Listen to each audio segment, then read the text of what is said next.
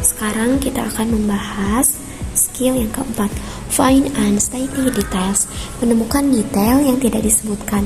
You will sometimes be asked in the reading sections of that, the paper TOEFL test and the computer TOEFL test to find an answer that is not stated or not mentioned or not true in this passage. Terkadang dalam bagian membaca TOEFL, kita itu diminta buat nemuin jawaban yang tidak disebutkan, tidak dinyatakan, atau tidak benar dalam bacaan. This type of questions really means that three of the answers are stated, mentioned, or true in the passage, while one answer is not. Pertanyaan ini berarti 3 jawaban dinyatakan, disebutkan, atau benar dalam bacaan. Sementara 1 jawaban tidak. You should note that there are 2 kinds of answers to this type of questions. Kita perlu memperhatikan bahwa ada 2 jenis jawaban untuk pertanyaan ini. 1. There are 3 true answer and 1 that is not true according to the passage. Ada 3 jawaban benar dan 1 yang tidak benar menurut bacaan. 2.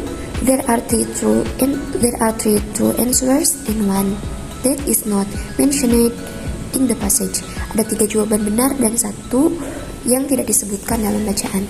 Look at the multiple choice example from the paper TOEFL test that asks you to find the one answer that is not true. Lihat contoh pilihan ganda dari tes TOEFL kertas yang meminta kita buat menemukan 1 jawaban yang tidak benar. Example from the paper TOEFL test. Contoh dari tes TOEFL kertas.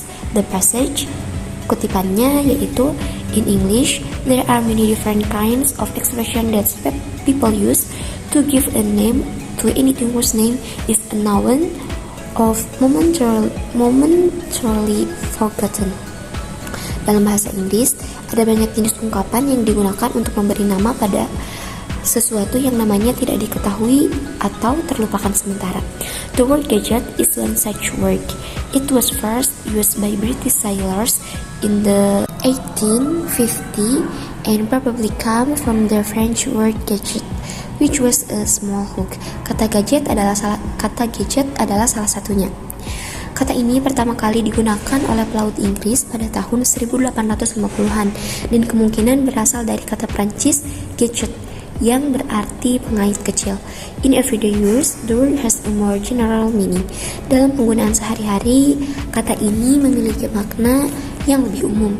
Other words are also used to give a name to something inanimate or noun, and this word can be somewhat imaginative. Kata-kata lain juga digunakan untuk menamai sesuatu yang tidak disebutkan atau tidak dikenal, dan kata-kata ini cenderung agak imajinatif.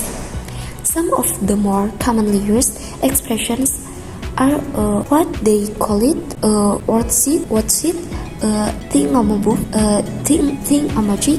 Some of more commonly used expressions are what do you call it, what's it, thing-a-mabook, thing-a-magic, duded, or duhiki. Beberapa ungkapan yang sering digunakan adalah what do you call it, what's it, thing-a-mabook, thing-a-magic, duded, atau duhiki. The questions, pertanyaannya, which of the following is not true about the word gadget? Mana dari berikut ini yang tidak benar tentang kata gadget? A. It is used to name something when the name is not known. A. Kata ini digunakan untuk menamai sesuatu yang namanya tidak diketahui. B. It was used at the beginning of the 19th century. Kata ini digunakan pada awal abad ke-19. C. Its first known use was by British sailors. Penggunaan pertamanya yang diketahui adalah oleh pelaut Inggris. D. It most likely come from a word in the French language. Kemungkinan besar berasal dari kata dalam bahasa Prancis. Nah, pertanyaan ini tuh minta 1 jawaban yang tidak benar tentang kata gadget. Jadi 3 jawaban yang tidak benar dan 1 tidak. Kita perlu mencari kata gadget dalam bacaan dan menemukan informasi yang tidak benar. Jawaban A, C, dan D Semuanya benar menurut bacaan. Jadi jawaban ini tidak benar atau salah untuk dipilih. Jawaban B adalah satu-satunya yang tidak benar. Bacaan menyebutkan bahwa kata gadget pertama kali digunakan oleh pelaut Inggris pada tahun 1850-an yang berbeda di pertengahan abad ke-19.